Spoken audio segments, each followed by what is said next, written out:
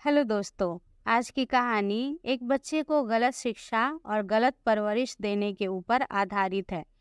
कहानी का शीर्षक है बुढ़ा चोर और उपदेश। तो चलिए कहानी सुनते हैं।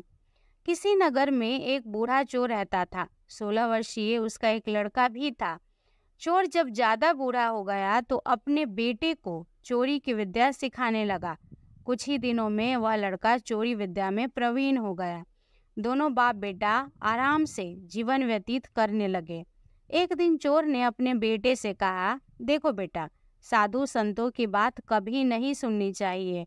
अगर कहीं कोई महात्मा उपदेश देता हो तो अपने कानों में उंगली डालकर वहां से भाग जाना, समझे? हाँ बापू, समझ गया। एक दिन लड़के ने सोचा, क्यों ना आज राजा के घर पर ही हाथ साफ कर दूं। ऐसा सोचकर उधर ही चल पड़ा। थोड़ी दूर जाने के बाद उसने देखा कि रास्ते में कुछ लोग एकत्र होकर खड़े हुए हैं। उसने एक आते हुए व्यक्ति से पूछा, उस स्थान पर इतने लोग क्यों एकत्र हुए हैं? उस आदमी ने उत्तर दिया, वहाँ एक महात्मा जी उपदेश दे रहे हैं। यह सुनकर उस लड़के का माथा ठनका।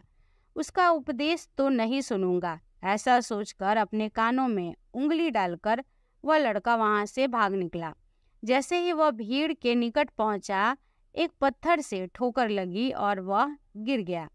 उस समय महात्मा जी कह रहे थे, कभी झूठ नहीं बोलना चाहिए। जिसका नमक खाएं उसका कभी बुरा नहीं सोचना चाहिए।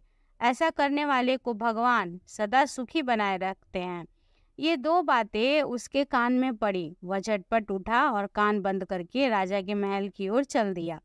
वहां पहुंचकर जैसे ही अंदर जाना चाहा तो उसे वहां बैठे पहरेदार ने टोका, अरे कहाँ जाते हो? तुम कौन हो? उसे महात्मा का उपदेश याद आया, झूठ नहीं बोलना चाहिए। चोर ने सोचा, आज सच ही बोलकर देखें। लड़के ने उत्तर दिया, मैं चोर हूँ, चोरी करने जा रहा हूँ। पहरेदार ने बोला, अच्छा जाओ। पहरेदार ने सोचा कि राजमहल का ही नौकर होगा, मजाक कर रहा है। चोर सच बोलकर राजमहल में प्रवेश कर गया। एक कमरे में घुसा। वहां ढेर सारा पैसा तथा जेवर देखकर उसका मन खुशी से गदगद हो गया। एक थैले में सब धन भर लिया और दूसरे कमरे में घुसा। वहां रसोई घर था। अनेक प्रकार का भोजन वहां रखा था। वह खाने लगा। खाना खाने के बाद वह थैला उठाकर चलने लगा कि तभी फिर महात्मा का उपदेश याद आया, जिसका नमक खाओ उसका बुरा मत सोचो।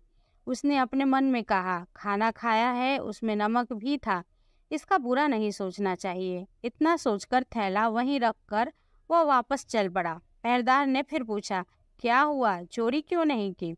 देखिए, जिसका नमक खाया है उसका बुरा नहीं सोचना चाहिए। मैंने राजा जी का नमक खाया है, इसीलिए चोरी का माल नहीं लाया, वहीं रसोई घर में छोड़ आया।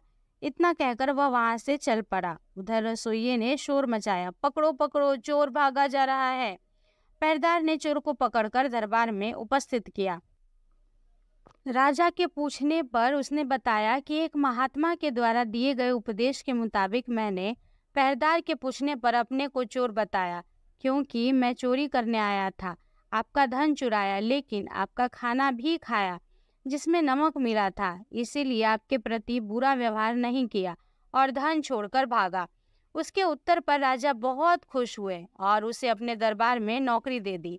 वह 2-4 दिन घर नहीं गया तो उसके बाप को चिंता हुई कि बेटा पकड़ लिया गया, लेकिन 4 दिन के बाद लड़का आया तो बाप अचंभित रह गया अपने बेटे को अच्छे वस्त्रों में देखकर।